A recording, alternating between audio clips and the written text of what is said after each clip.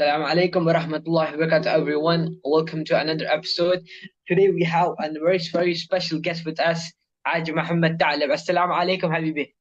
Wa alaikum assalam wa rahmatullahi wa barakatuh. Thank you for having me on your podcast. What how have you been? Alhamdulillah, Alhamdulillah. It's very hot here Habib, in this side of the world. Habib, honestly, mashallah, you've given so much to the community out there. You've given so much service to Ahl al-Bayt alayhi salam. May Allah bless you for your efforts. So, Habibi, tell us about your journey. You growing up, how did you connect to the Ahl al-Bayt alayhi salam? How did you do you used to recite LATMIYYAH, Naha? Well, how did it all begin? Uh, First off, starting, Alhamdulillah, I was born in Australia, so it Okay. wasn't really much around like the mosque, the standard stuff. But Mhm. at the age of around 7, I moved to Lebanon, and I Okay. was in a Islamic school, a private school, Islamic private school. So yeah, so it basically helped us a lot. We had a lot religious studies every week, and they encouraged us to move in that direction. For me, it started with Quranic recitations.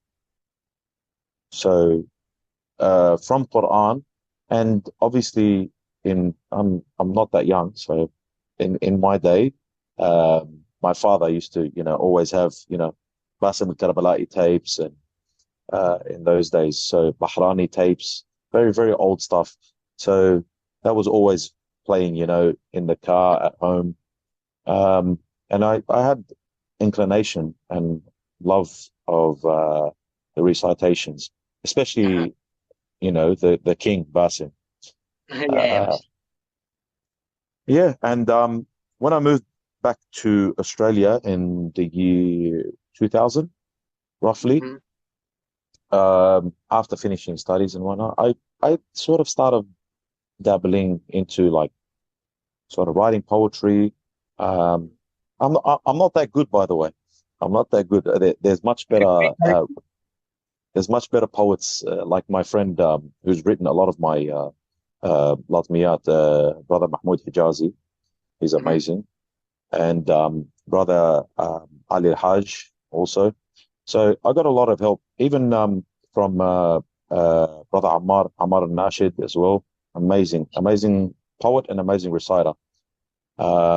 Yeah, so I got a lot of help, but I started writing just standard poetry, and then from there it went on to reciting actually Arabic Latmiyat.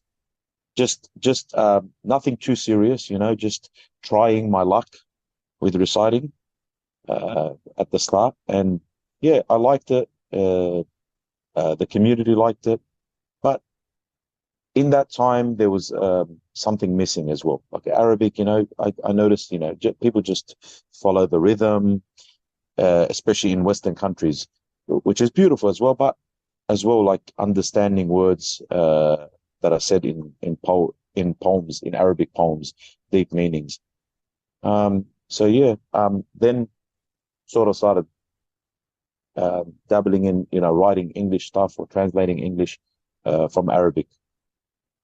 So how did your mashallah, like that was a beautiful of a journey. So when you started writing Arabic, as you said, you got a good response as well. So what led you to writing English poetry? Because you were obviously when you start writing poetry, it takes a lot of time, yeah, to understand Yeah, and comprehend things. So when was the time you started writing English poetry? Because English poetry, if you look back a few years, there was no English poetry like in the community as a whole as well. Urdu was a thing, correct. Arabic was a thing, but English poetry has been something which has been in the community for the past 5 6 years, I feel, and now it's going mashallah. It's been really good. It's going very well. Everyone likes English poetry right now. So how did it all start? Like the English poetry. When did you start writing the English poetry?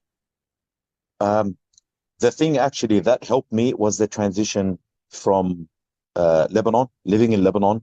So my Arabic was very weak, but living overseas in Lebanon, I studied obviously at school, and I had to sort of catch up to Arabic because I was only English speaking. So by the time, I got to around year 9, yeah, that's when I moved back. Year 9, I was very good at Arabic.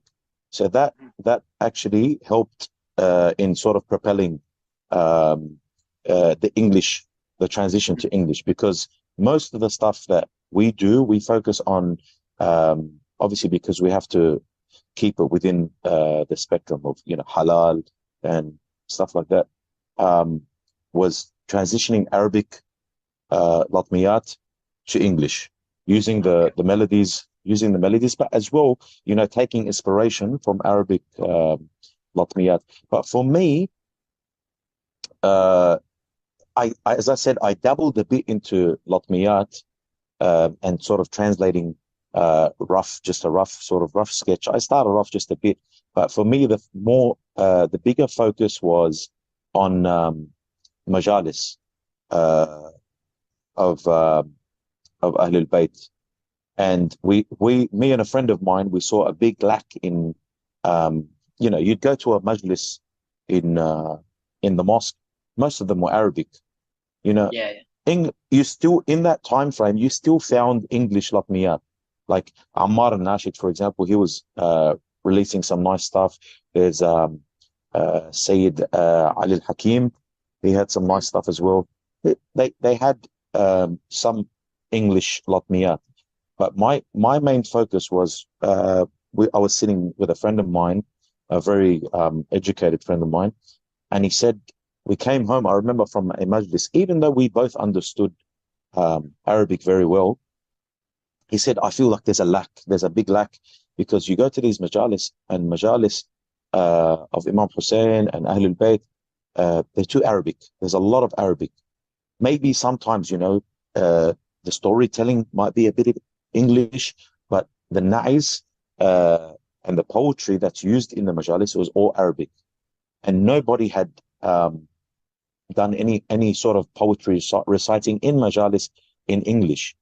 So I remember like it was yesterday, it was around 2014, and we just bought a pile of books, all Arabic books, and we sat, for days on end, where he'd give me the text in Arabic and we'd both translate it to English, where basically we made the whole 10 days of Muharram, the majalis of Imam Hussein, but in English. But how we did it, we structured it like the Arabic sort of style, whether it's Bahraini style, Iraqi style, Saudi style, where they give, they start with poetry.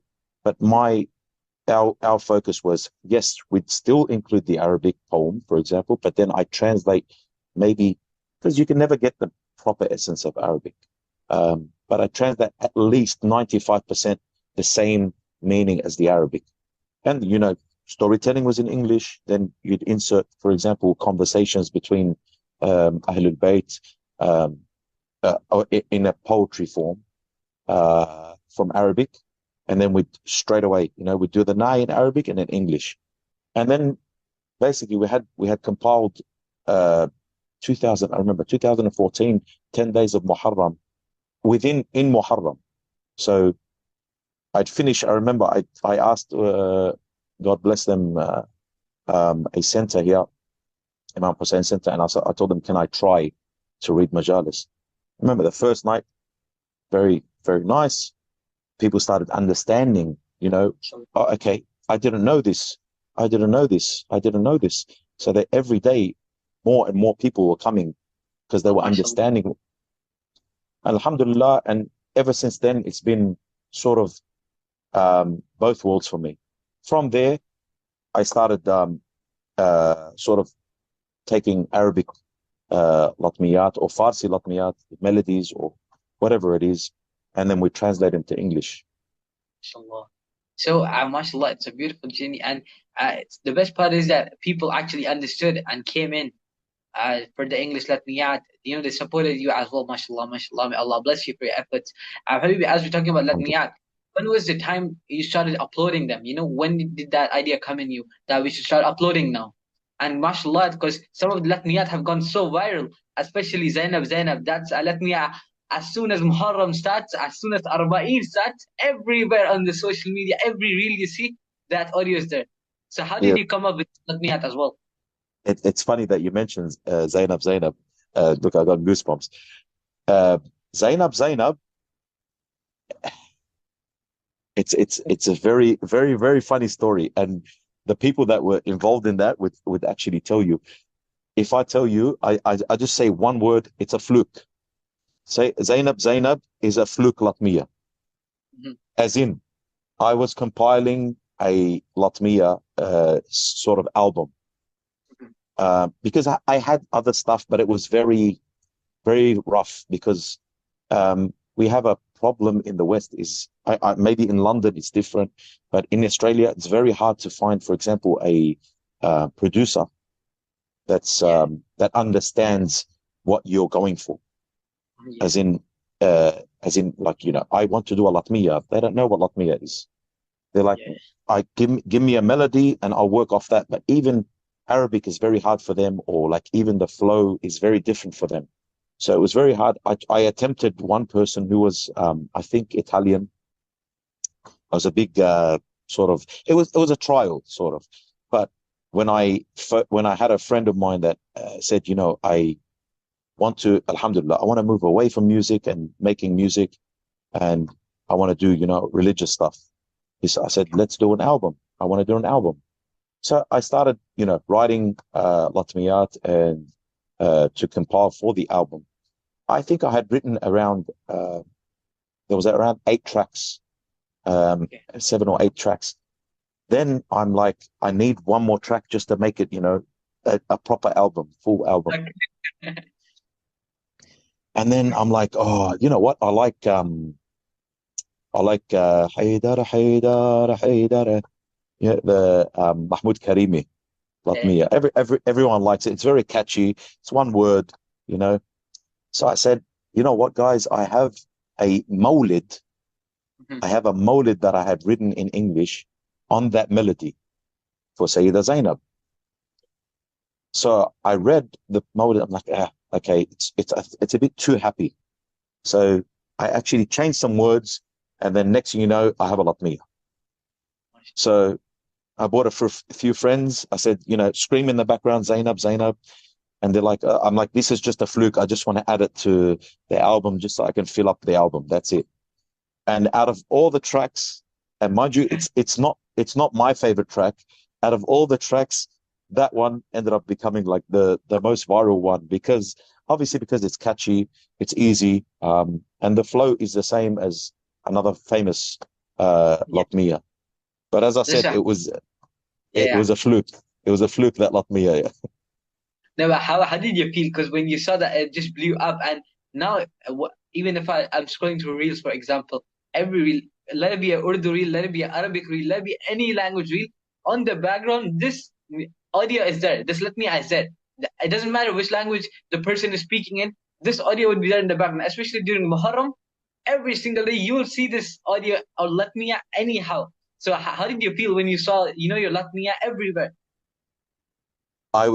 Every time I see it, I'm shocked. I turn to my friend who's sort of like my manager, and I say, "Bro, look at this Latmiya. Like it's gone to places that I'd never imagined because to us it was just an addition. It wasn't like a focus. We didn't focus really on the words, and like, the words are okay, they're nice, but I didn't really focus on it. Like I just want to make this Latmiya. I just sort of dabbled, changed around some words, and next thing you know, I have this Latmiya that's I remember I woke up one day and may Allah bless him, Sayyid Fadl Sayyid, one of the scholars here, he had Yeah. sent me on WhatsApp. So I opened this video on WhatsApp. It was a TikTok uh, reel, and it was in Russia.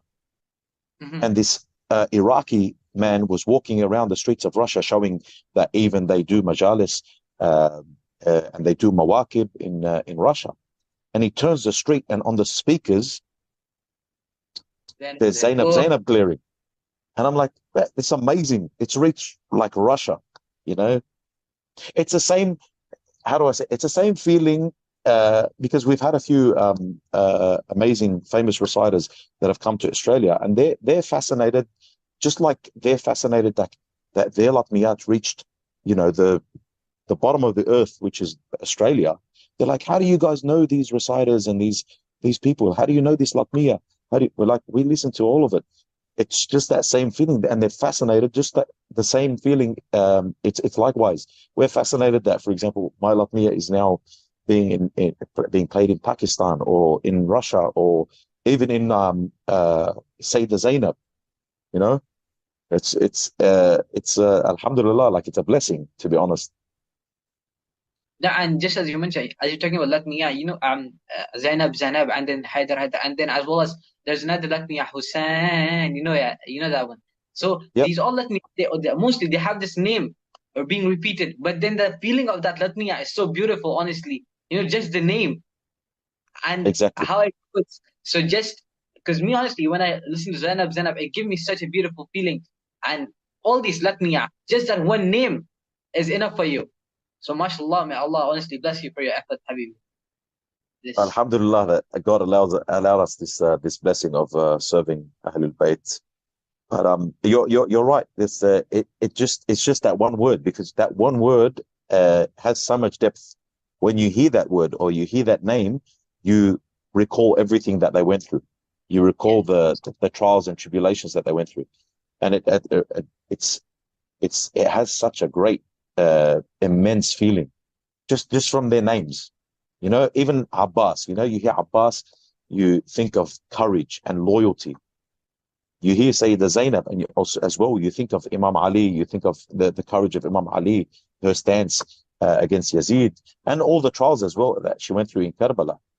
And you think of Imam Hussein as well, the same thing. But yeah, in the focus on that Latmiya is, um, I know, yeah, there's no greater tragedy than Imam Hussein's tragedy, but as well, like there's a lot of recitations about Imam Hussein. Focus on Imam yeah. Hussein, yes, but there's also other characters like Sayyidah Mhm. Zainab, who, in English especially, I'm not saying Arabic, in English, that we tend to Yeah, sort of like, yeah, there isn't much focus. yeah, you're right. Yeah, mashallah, Habib. And yeah, so when, mashallah, I've seen that you last year you were in Karbala, mashallah, for Arba'een, and you were with a group of people, and mashallah, great companions. Mawtaz Yeah, Al-Bahwa, and I think Hussein Makki as well was there. And yes. all, There, so how is the experience being in Karbala, being with all these people and then reciting over there for a group of people? Because I saw the videos in the. Unfortunately, I was there in Karbala, but I didn't know much about your travel agency and everything. So I couldn't attend. But inshallah, the coming year for sure. So how is that experience? Reciting for the people and having such great companions with you. Look, if I tell you, there's no words that I could put actually for being in Karbala, just being in Karbala, not even reciting in Karbala. Um, just being in Karbala is the best feeling. It's basically my recharge. We wait for Arba'in as soon as Arba'in finishes. We talk about Arba'in between the people that come with us for the next till the next Arba'in. And every year it's a new experience. It's like the first time. Every year it's like the first time. Especially, I've actually been to most of my pilgrimage, most of the places of pilgrimage with Sheikh Martaz, Okay. whether it was Hajj in 2013, and then every other ziyarah was with Sheikh Martaz, even Iran as well. And Sayyid Hussein Makki, like bro, like the dynamic, those two are just amazing. It's like yin and yang, and Yeah, yeah, and having that force, that group, that force in Karbala is just something else. And I mashallah. and I'm not even because I'm part of the group. Uh, Mhm. I'm I You might say I have a biased opinion. Ask the people that have been with us, Mhm. you know. And even in Karbala, we don't just focus, on Al Majalis. Like I think this Karbala, this Arba'in that went, we went to the Majalis of Harakaturs, the brothers in Okay. Harakaturs, brother Ali Fadil and Sheikh Azhar Nasir Mhm. and brother Ayub Rashid. Okay. Yeah. Yeah, So they, how does it feel, honestly, being in Karbala and then being with all these personalities? Because mashallah, you are a group of people, and then you meet another group of people with the same amount of people, with the same amount of talent in Karbala. So honestly, man. look, in Karbala, I'm not. I switch off recitation. I'm not a reciter. I'm a fanboy. So I'm gonna go look for the reciters. Because for me, it's for us people in Australia, it's very hard. We're basically very far away from everyone.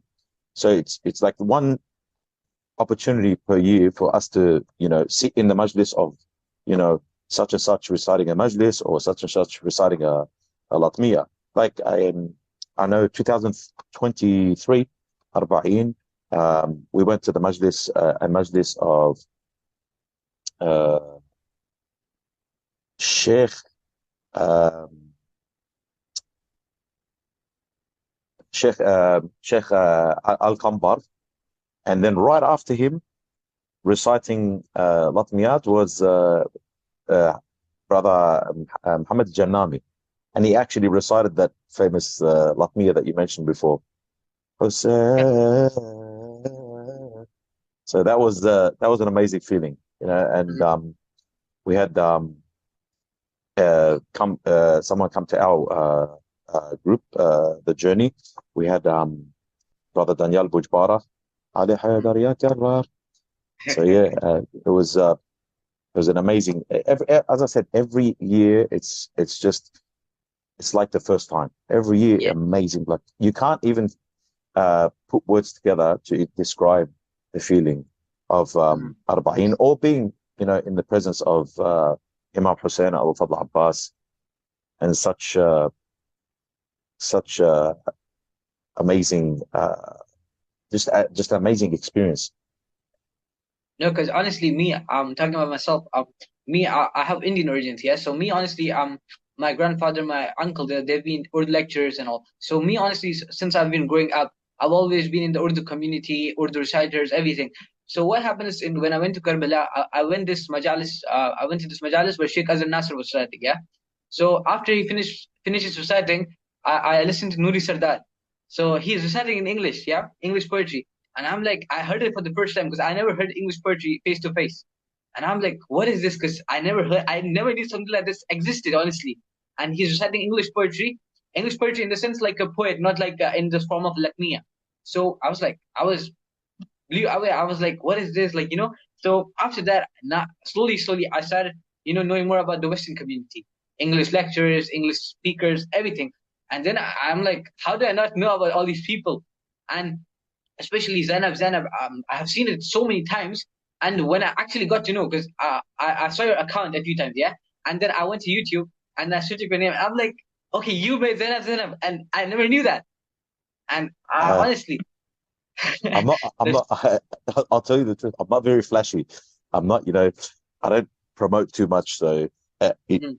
to me, it's organic. So if it goes out there, I'm sure people will listen to it. But my main focus when I started doing things like this is, you know, like a lot of the times you hear this in a lot of communities, like God help the next generation, Yeah, with the world that we live in. That was my focal point. That's the main thing that I focused on, which was the next generation. So most of the people that actually listen to my English Latmiyat are children. They're actually kids, and they love them. You know, I have parents that hit me up, and they're like, "Man, my kid has made my head explode from how many times he's played your Latmiyat in the car, and they've refused to let anything else be played on the radio." Which is a good thing, because we're trying to shift from haram and music, because people try to here child, here's some music, or here's the iPad, to sort of get them distracted. But yeah, it's good because of these things, like people understanding what we're saying, and people like listening to Latmiyah or Majalis or whatever. A lot of the youth in the community now, they want to be like that. So I have a few yeah. fathers, a few kids that come and say, I want to be a reciter. And I said, come. Mhm. you know Eventually, I'm not going to be around anymore, and I'm getting old. I'm not young. So yeah, like it's a blessing. That's another big blessing that we have, that the children are actually um, they have that focus. They want to move into that genre. They want to do these things, which is good. You know, you don't have a kid going and I want to go to a music festival, or I want to listen to music, or I want to be a singer or a music producer, which is amazing. You know, we're trying to move the children away from that lifestyle because it's become very repetitive and in the communities. You know, TikTok, social media has its good and it has its most of it is bad. It depends on how you use it. Yeah. No, first of all, may Allah bless you and you live on for the next 100 years. You're gonna be there around, inshallah, for a lot. And the next thing, how do you look upon, like, just as you mentioned, the youth, yeah? So what do you feel? Do you feel the next generation, like you being in Australia, Sydney, yeah? So in your center or where you're studying, do you see people, youngsters coming up and studying English poetry as well? So, how do you look at that? And then what do you think about the youth coming up? Do you think, they'll be as good as us and, everything? How do you look at them? I don't want it to be as good as us. I want it to be better than us. And I know a lot of youth that are much better than I don't pride myself in saying I'm an amazing reciter. I just if I have it, I'm like, yeah, I've got this. If someone likes it, someone likes it. If they don't like it, I don't blame them. So I don't consider myself like whoa, you know. But there are some amazing youth coming up, and I actually see them. I watch them. I encourage them in the community. But what's funny is that they're actually reciting Arabic, which is even more amazing. You know, for them to actually go out of their way, and Arabic to them is their second language. It's not their first, and they actually go out of their way to learn. This Arabic, for example, poem or majlis or LATMIYYAH and recite it. It's amazing. That's amazing. It's we're going in the right direction, inshallah. And we want as many youth to actually be moving in that direction. You know, we want to be able to say, like, we have this youth. Let's send it because we have like London, we have a lot of majalis. In Sydney itself, I don't know about other states, but in Sydney itself, there's a lot of majalis, and a lot of the times we have like, you know, we need a reciter who's going to recite, English, or who's going to recite Arabic, or who's going to recite Quran. So we need the next generation to be the picks where, okay, you go to this majlis, you go to this majlis, you're needed here. So So, it's inshallah. yeah, inshallah, inshallah. See, I feel there are a lot of people, who want to get into poetry, yeah, but they don't have the ability to get into poetry. They want to write, they want to become a poet, they want to serve the Ahlul Bayt alayhi salam, but maybe they do not know the right way. So, if, for example, you see a person who wants a young child, for example, someone in his teenage, he wants to start poetry. So, what would be the first steps that he should, take place? I'll say how I did it. Okay, Um, First, there's no harm in copying.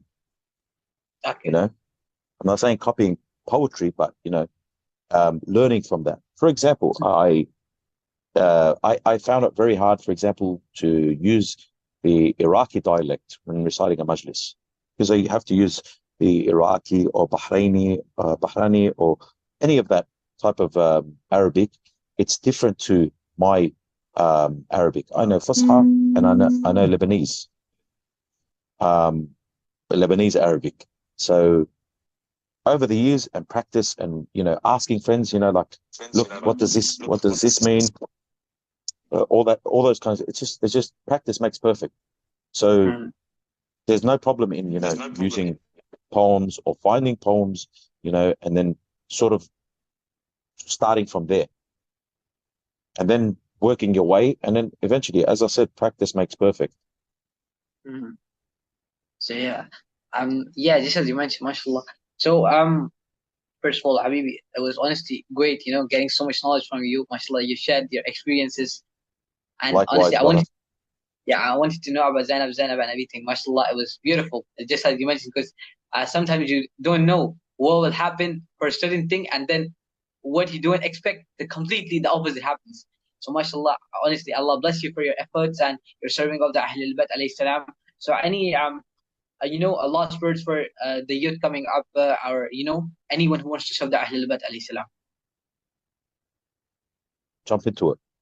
There's no loss in it. There's no loss in serving. You can serve Ahlul Bayt in any means. It doesn't have to be reciting, um, Quran. You can even help in majalis. Volunteer. It doesn't have to be, vocal or written. Uh, any type of help in a majlis of Ahlul Bayt is a lot. A lot of people don't realize that. Even Yeah. like giving out tissues, giving out tea. It's big. It might look small to someone, but to Allah subhanahu wa ta'ala, it's big. It's a great opportunity to serve Ahlul Bayt. Yeah. As we say, it's like, Alhamdulillah, الذي جعلنا من المتمسكين بولاية أمير المؤمنين. الحمد لله الذي جعلنا خدام لأهل البيت. Alhamdulillah that God allowed us to be servants of Ahlul Bayt. Thank you so much, Habib. Just as you mentioned about the service of the Ahlul Bayt alayhi salam, these days, mashallah, the UK, US, and Western side, even Australia, I've seen that the young teenagers, they're forming groups, yeah, and they're volunteering in the majalis, and they're having workshops. They'll sign up a scholar, they'll sit with him, they'll ask him questions, and mashallah, they're doing so much, in the new generation, so many new things are adding up, mashallah. So yeah, honestly, it's great. The youth are doing so much, to be honest. So inshallah, I hope it goes on for next generation and generation, inshallah ta'ala. And again, thank you so much for your time, Habibi. It was Thank you great for having talking. me. Thank you for having me, brother. Thank you so much. Inshallah, we May can do Allah, this again. inshallah, Inshallah. inshallah. Thank you so much, Habibi. May Allah bless You're you. welcome. Qadar. God bless you. Assalamu alaikum.